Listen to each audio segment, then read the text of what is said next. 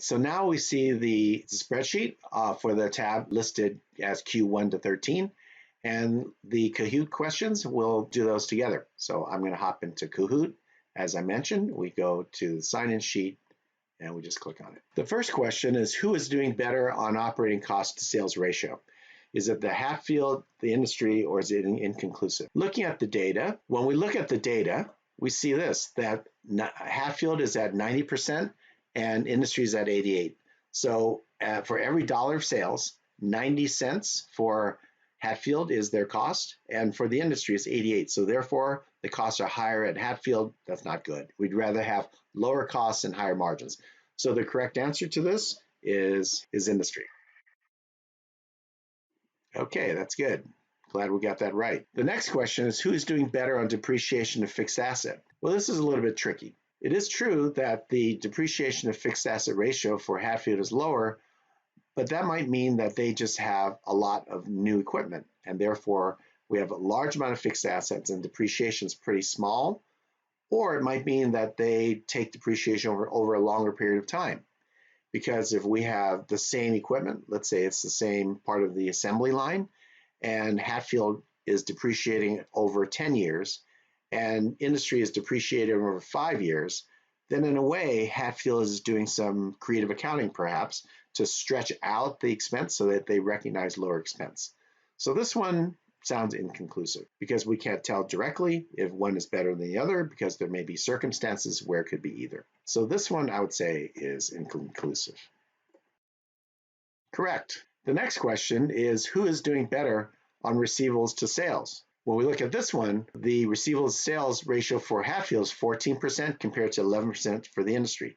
Again, for $100 in sales, there's $14 left in it, receivables for Hatfield, and only $11 left for industry. So therefore, industry is able to collect faster than Hatfield because more of the receivables are sitting around for Hatfield than is the case for industry. So this is a pretty clear one where the industry is doing better.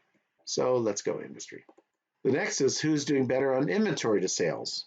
Similar story here. We have a higher percentage for Hatfield than industry at 20 versus 15. So for $100 in sales, there's $20 in inventory sitting around for Hatfield and only 15 for the industry. So we like to have smaller inventory in general, and that shows that we're able to turn our inventory quicker.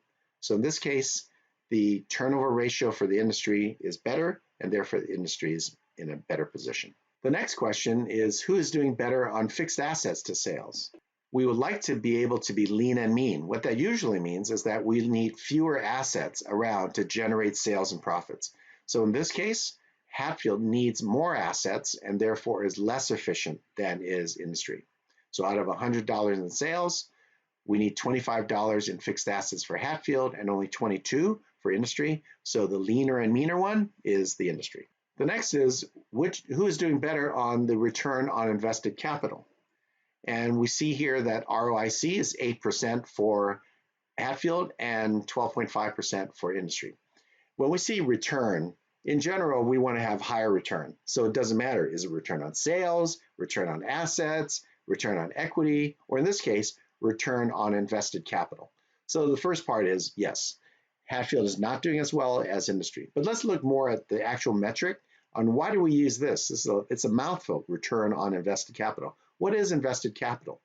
Invested capital represents the amount of capital provided by sources of capital, namely shareholders and lenders and bondholders. So how are we doing in earning money based on the invested capital? The reason we use this instead of return on assets is that return on assets does not really look at how much of the financing is provided by our vendors or other day-to-day liability sources for the company. It's really an incomplete or not as precise a measure as ROIC. So we like to use ROIC because it looks at how much money did we have to get from investors, whether those are debt or equity investors, and how well are we doing by them. And in this case, again, Hatfield is lower at 8% versus the industry at 12.5%. So guess what? Hatfield's not doing as well. The next question is, who is doing better on NOPAT divided by sales, namely NOPAT margin, we call this. NOPAT margin is 4.5% for Hatfield and 5.6% for the industry. Again, this is a measure of return, and we don't like lower numbers, and therefore Hatfield is lower, so industry is outperforming. Again, why do we use NOPAT? Why don't we use something simple like net income? We use NOPAT because it is, as the name implies, operating. It's net operating profit after tax, whereas income is after tax for everything that is pertaining to the income for the year. What that excludes, what NOPAT excludes, is the non-operating items. So this is a pure measure of how well did the company earn money, not with any extraordinary items like selling buildings or selling land or things like that, just from running the business. How much profit did they make after tax? So again, it's a more precise and superior method of evaluating the performance of running the company for Hatfield versus the industry. Guess what? 4.5 is less than 5.6, so the industry is doing better. The next question is, who is doing better on the operating capital divided by sales? On this measure, the total operating capital divided by sales for Hatfield is 56% compared to 45% for the industry. So it takes more capital to run Hatfield than the industry. Oops, that's not good. We want to be lean and mean. So this is a measure of who is and who isn't. Well, it appears that the industry is more lean and mean than is Hatfield. So therefore, guess what? Industry is better. Next question, who is doing better on total liabilities versus assets? Now remember that the balance sheet has assets on one side, liabilities and equity on the other. So when we take liabilities divided by assets, it tells us how much leverage. Out of every dollar that we needed for the business, what percent came from borrowing money? And that's what this ratio holds. In the case of Hatfield, this ratio is 48.3 compared to 36.7%. So therefore, there's higher debt for Hatfield than industry. Now you might immediately say, oh, that's an easy one. Hatfield is worse off than the industry. And although there's something you could say definitive, that's not it. Because we can say definitively that the risk of default or bankruptcy would be higher for Hatfield than industry based on this, because it has a higher percentage of debt. However, we don't know if the right number for the company is 50%, for example. So if the amount of leverage that is prudent should be 50%, then you would say Hatfield's actually doing better than the industry. So the number alone is not definitive enough for us to say that they have too much debt or not enough debt. What we can only say is that they have higher percentage, therefore they have higher risk than the industry from this standpoint. This gets at why I say that there's no perfect number for this particular metric. Some businesses are very volatile. If there's a very volatile business, you're at risk any year to lose money or to make very little cash flow, in which case you don't want to have a lot of debt, because if you have debt and you're in one of those down cycles, then you're going to miss your obligations and risk default or bankruptcy. However, if you're in a very stable business with steady cash flow, then you're able to be more predictive about your profits in the future and cash flow. Therefore, you are comfortable taking higher levels of debt. One of the extreme examples that I spent a lot of years in is in commercial real estate. If we owned a prominent piece of real estate like the Bank of America in San Francisco, we could very comfortably have a high amount of debt because the tenants in that building are the blue chip companies of the world. We have Morgan Stanley in there, we have Bank of America in there, we have major management consulting firms in that building. So the risk of those people not paying rent is very, very low. So they're low risk of bad debt. And the other part about commercial real estate, specifically offices, is very strange that most people don't realize this, that if the cost of running the building is higher, and it could be for utilities or for maintenance or repairs or things of that sort, normally you'd think that the owner of the building has to bear that. That's not true in typical leases in the United States. They have a provision that allows the owner to pass through to the tenants any increases in their cost. That's kind of outrageous, right? You rent the building, you pay rent, and if the cost of running the building goes up, you have to pay more money? The answer is yes. So again, from the owner's standpoint, They have very steady, predictable revenues, and their costs are kind of locked, so that if their costs rise, they are able to deflect some of that, if not all of it, back to their tenants. So this makes for a very steady cash flow. Therefore, we see very high leverage ratios, up to 80%, sometimes even higher, of the total value of a piece of real estate. So that's why we cannot say, oh, is 48% good or bad? It could be really bad if you're a volatile business, or it could be really low if you're in a very stable business like commercial real estate. Well, we know they're not commercial real estate, but that's just to illustrate that there's no one number that tells us whether it's good or bad. We can only say definitively that the higher the percentage, the higher the risk of default and bankruptcy. Long explanation for why this one is inconclusive.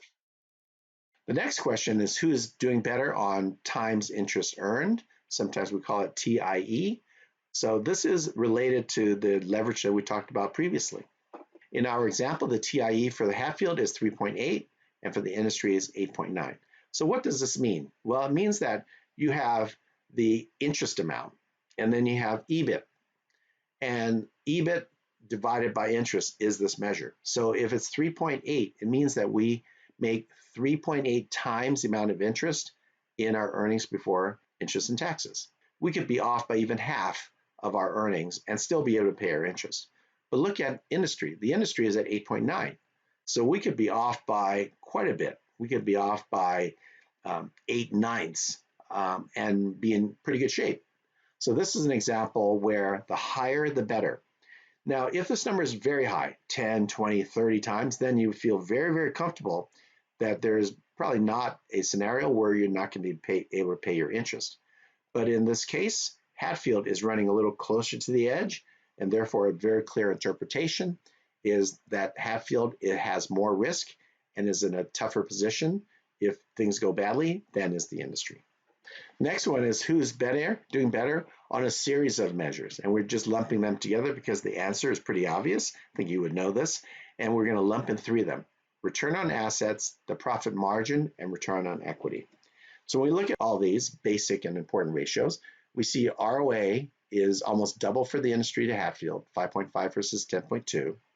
We see that the return on equity is 16.1 for the industry at 10.6 for Hatfield, and the profit margin is 4.99 for the industry and 3.3 for Hatfield. So the answer here is very clear. You would have guessed it from what we've seen to date, is that of these three measures, industry is doing. Next is who is doing better on sales to asset ratio. The sales to asset ratio talks about productivity. So we call these turnover or productivity measures.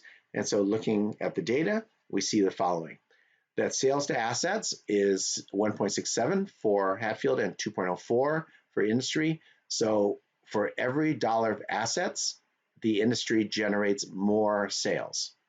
So that's a pretty simple one. We want to be able to use our assets and have high turnover to be able to be very productive, in other words, with our assets. So here, guess what? Industry's better. Next is who's doing better on the price to earnings ratio. By doing better, let's just use the interpretation that in the eyes of the investors, which of them is doing better, right? So let's make it specific what we mean by who is doing better.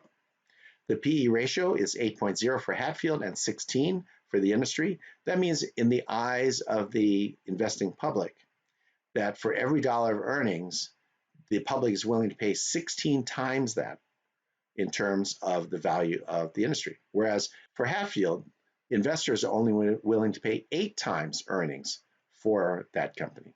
So again, very clearly that the industry is seen as a better investment, and therefore the price is bid up to a point where the PE ratio is 16 versus 8 or double.